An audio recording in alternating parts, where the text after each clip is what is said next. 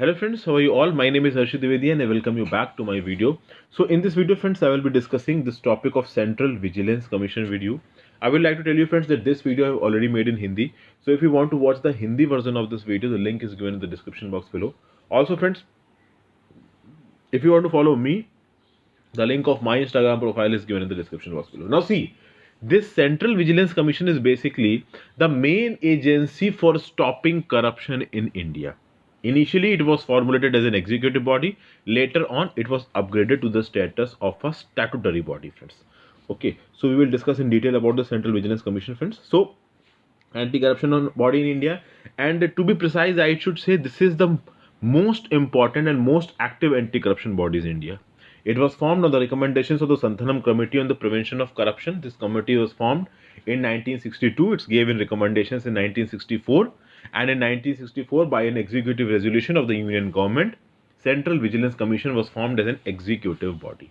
But later on in 2003, statutory status was given to this body through the Central Vigilance Commission Bill, which was given the assent of the President on 11th of September 2003, and that is when it became Central Vigilance Commission Act of 2003. Okay friends, so this was basically the formation of this thing. Now this agency, Central Vigilance Commission, has been designated as the agency which will look into complaints made against public servants working in the government departments. Okay, also the complaints that are made by the Whistleblower Act, they will also be acted upon by the Central Vigilance Commission, friends. Also, Central Vigilance Commission will be free from control from any executive body. It will be independent in its functioning, and it is going to perform vigilance activities on almost all of the authorities which are working under the central government. Okay, so all of these things will be done by the Central Vigilance Commission, friends. Now, if we look into the composition of Central Vigilance Commission, so this is basically a multi-member body.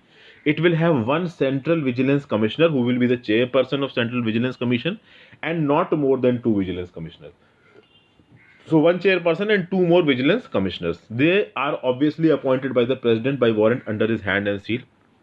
But as always, I tell you that no matter they are appointed by the President, friends, who under whose recommendation, by whose recommendations they will be appointed. So there will be a three-member committee with Prime Minister as its head, the Union Minister of Home Affairs, that is the Home Minister, and the leader of the opposition in Lok Sabha. Those will be the members of the committee who are going to appoint them. Okay, friends. Now coming forward, we will see their tenure. So they hold office, that is the Chief Vigilance Commissioner and the other Vigilance Commissioner. They hold office for how many times? They hold office for a time of 4 years, or until they attain the age of 65 years, whichever is earlier. And when they finish their tenure, they are not eligible for any employment under the central government or state government. Then coming on one more important topic, that how the Central Vigilance Commissioner and Vigilance Commissioner can be removed. So they can be removed on the below conditions: either he is adjudged insolvent, or in the opinion of the central government. This is opinion of the central government, not the president. So kindly segregate, friends, because in different things are given.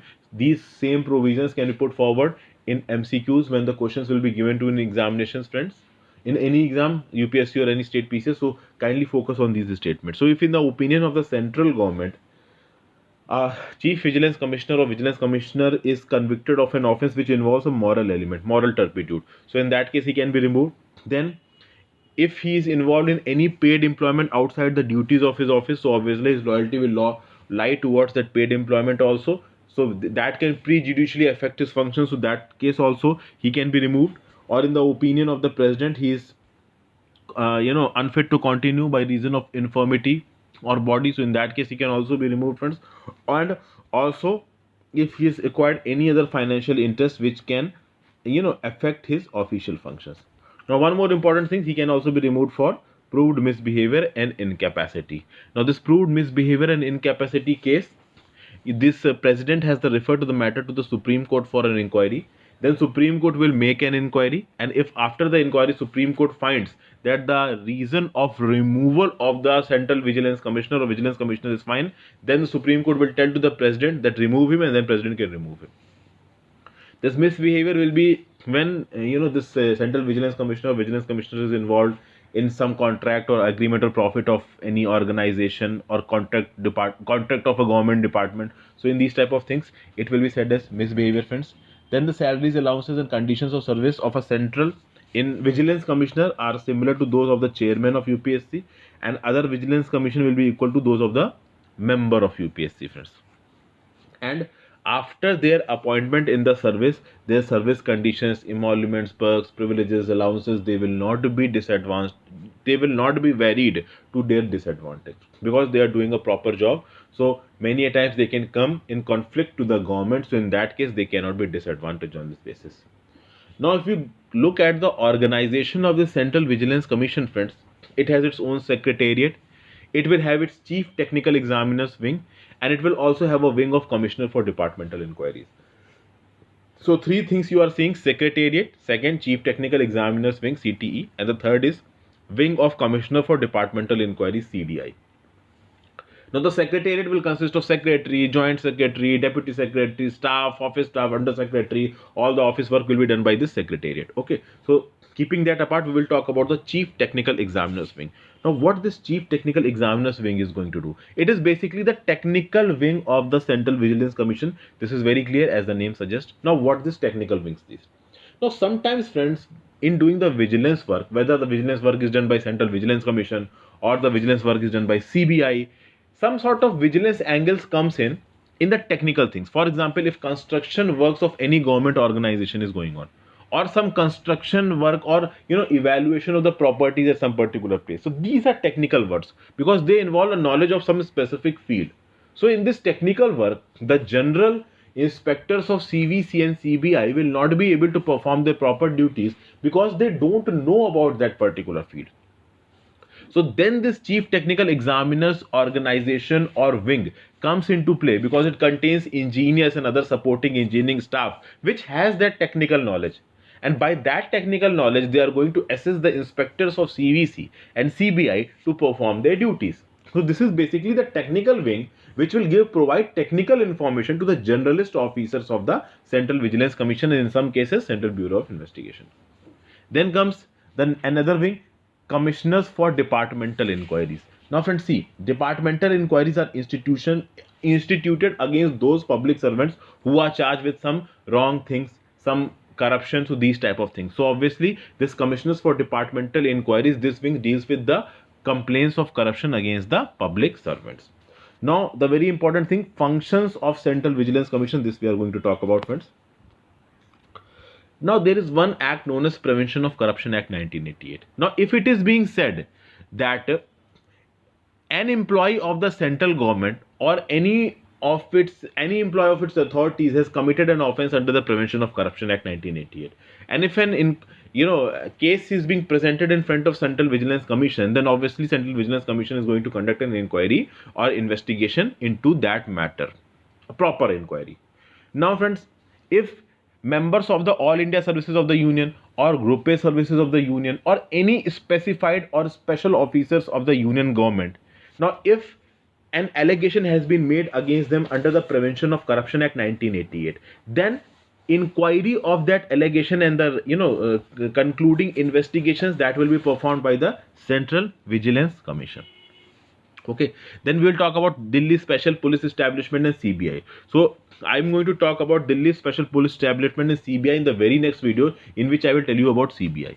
So obviously in the functioning of Delhi Special Police Establishment and CBI, friends, superintendence of its functioning, monitoring of its functioning, giving directions to the functioning of DSPE, that is Delhi Special Police Establishment and CBI, especially when they are looking after offences which are committed under Prevention of Corruption Act 1988. That is, if CBI or Delhi Special Police Establishment is taking up the investigation of any crime or offence committed under Prevention of Corruption Act 1988, then superintendence, monitoring, directions and reviewing the progress of investigations all will be done by the Central Vigilance Commission. Then friends, what happens that some high level officers in the central government, if corruption cases against them are brought under Prevention of Corruption Act 1988, then before starting the investigation, the Central Vigilance Commission has to take approval from the government. So this approval will be regularly monitored by the Central Vigilance Commission, that why the approval is not being given, friends. Okay. Now, central government many a times will ask for advices from the Central Vigilance Commission over what should be done in their departments related to this vigilance activities. So, these advices will also be given by the Central Vigilance Commission. Then, in whistleblowers case, friends, also, any inquiry that has been received in the case of whistleblowers case, so that will also be looked into by Central Vigilance Commission, and the commission will take all precautions to save and protect that whistleblower. Okay. Now, when we talk about the members and officers of the All India Services and Central Services, so any disciplinary matters against these officers, vigilance matter against these officers, administrative matters against these officers. So when rules or regulations are being made in case of disciplinary angles, then CVC will be consulted by the central government before drafting those rules. Okay. Now there is one more important thing, friends. There is Director of Enforcement in Enforcement Directorate. Okay. Now, this director of enforcement is appointed by a particular committee.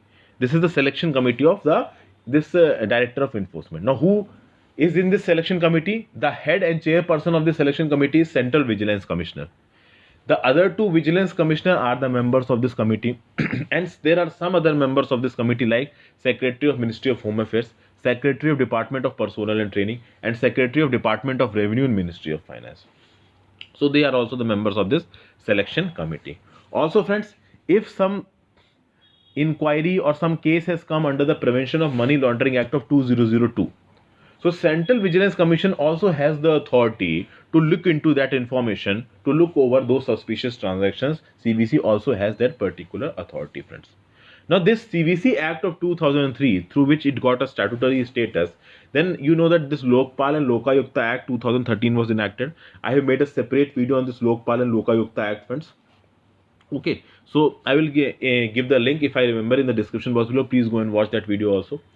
So this Lokpal and Lokayukta Act of 2013 amended Central Vigilance Commission Act 2003, and some changes were made. What are these changes? I will tell you. Now, in Central Bureau of Investigation, there is one Directorate of Prosecution. Now, that Directorate of Prosecution works under the Director of Prosecution.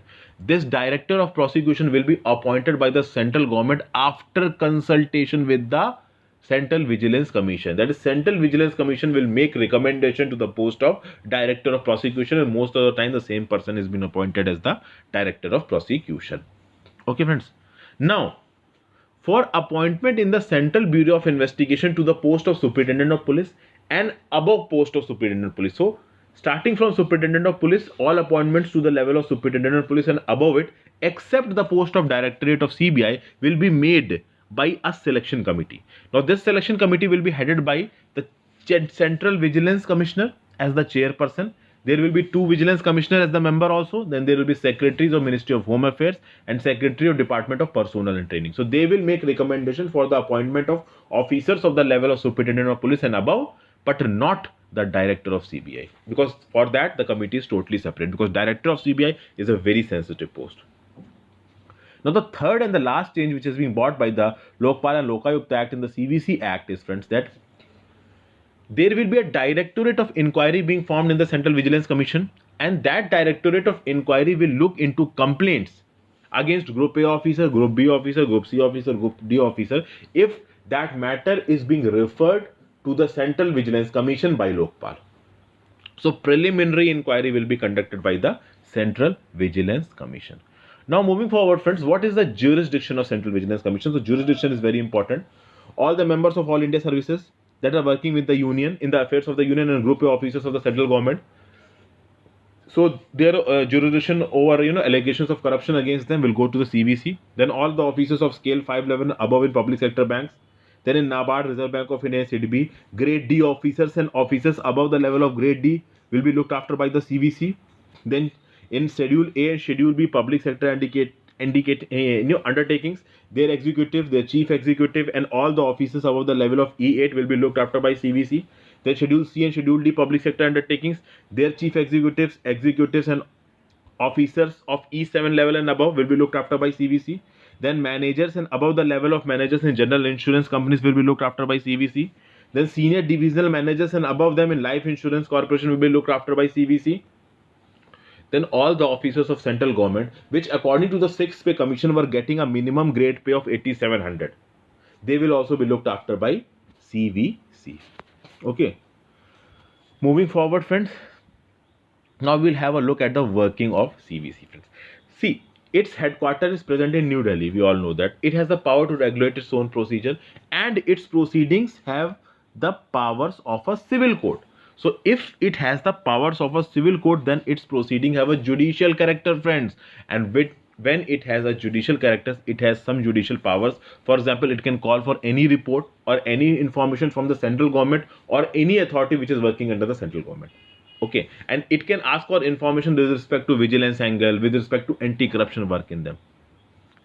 Okay, friends. Also, friends, see what has happened that many a times CVC says to many agencies and authorities working in the central government that you should make an inquiry or you should give a report or conduct a proper study. So on the basis of that report, Central Vigilance Commission can give some advices to the central government on how to streamline and smoothen the function of the government and to remove this corruption from the government. Okay, so all of these things will be done. So all the advices which is being given by the Central Vigilance Commission to the government, normally they are being implemented by the government. But in cases where the government is not ready to implement the advice of Central Vigilance Commission, in that cases the government in writing has to tell the CVC that why they are not implementing their directions or their advices, not directions. Also, annually, in the front of President, Central Vigilance Commission will place a report of its performance. This report will be placed by the President in front of both the houses of Parliament, that is Rajya Sabha and Lok Sabha. Now also we will talk about Chief Vigilance Officer. So what happens, friends, in all the departments, important departments, and not important, in almost all the departments and ministries of the central government, a Chief Vigilance Officer is appointed, and that Chief Vigilance Officer will head basically the or vigilance department of that organization. Okay, now what he will do, that vigilance officer, chief vigilance officer, will work as a link between the organization and the Central Vigilance Commission, and he will also work as a link between the organization and Central Bureau of Investigation, friends. And all the work with respect to vigilance in that particular department will be looked after by this vigilance officer. For example, the corrupt practices of the employees of that particular department will be done by that chief vigilance officer. Collecting intelligence and proof against that particular corrupt officer will be done by this chief vigilance officer. Then all the allegations that are being made against the employees of that particular organization, inquiry will be conducted by the chief vigilance officer, and he has to find out whether the allegations made are correct or not, friends. Also, investigation for further disciplinary matters will be referred by him, friends.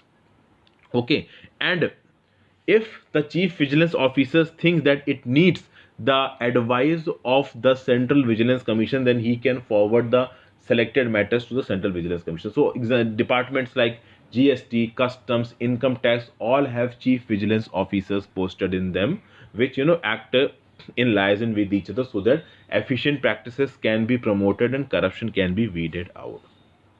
Okay, so this was the complete functioning of the Central Vigilance Commission, friends. All the details of Central Vigilance Commission I have covered, friends. See this video. Maybe if you feel that it was a bit faster, then what you can do, that you can watch this video again. If you are not that much comfortable in English, then you can go and watch the Hindi version of the my video, friends. So I hope this video was helpful for you, friends. Kindly tell me through your comments that whether you liked this video or not. If you liked it, kindly like my video, subscribe to my channel, and please share these videos more and more with your friends. So thank you for your so precious time, friends. Have a great day. Goodbye, take care, and study well.